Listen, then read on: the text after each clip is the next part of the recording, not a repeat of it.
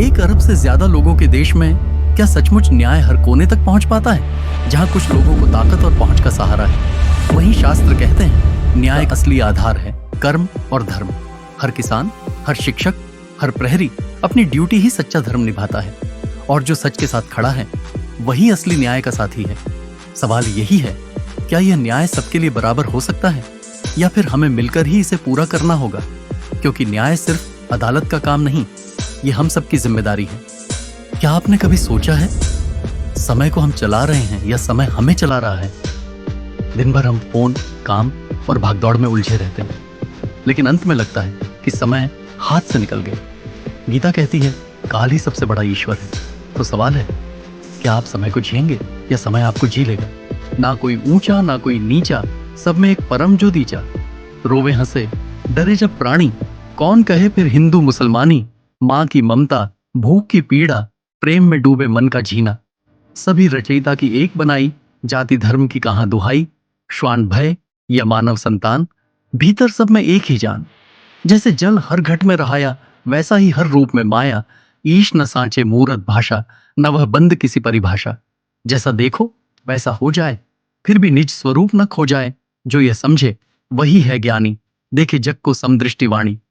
कहे कल की दृष्टि यही बताती, सब जीवों में प्रभु सम बसी जाती।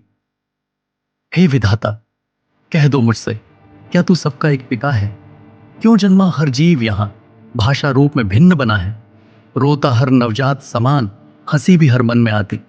फिर क्यों जाति, देश, धर्म की रेखा हमें बांट दिखलाती? क्या तू नहीं सबका जनक है? तू ही आत्मा का प्रकाश, तो फिर क्यों बंटे हैं जीवन? अलग अलग क्यों हर हुलियाश? कभी कभी ऐसा होता है कि हम सही होते हैं, फिर भी हमें झुकना पड़ता है। क्या यह सही है?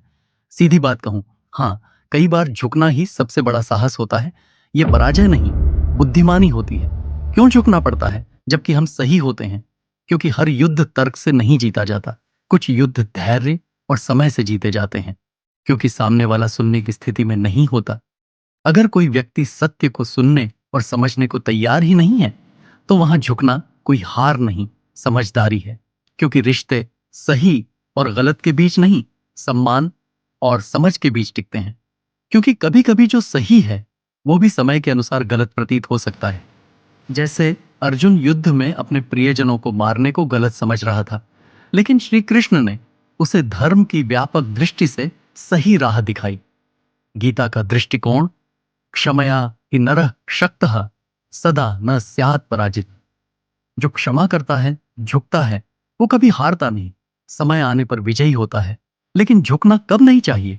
जब कोई अन्याय हो रहा हो और आपकी चुप्पी किसी निर्दोष को नुकसान पहुंचा रही हो, जब आपका आत्मसम्मान कुचला जा रहा हो और सामने वाला आपका झुकना अपनी जीत मानकर अत्याचार करे।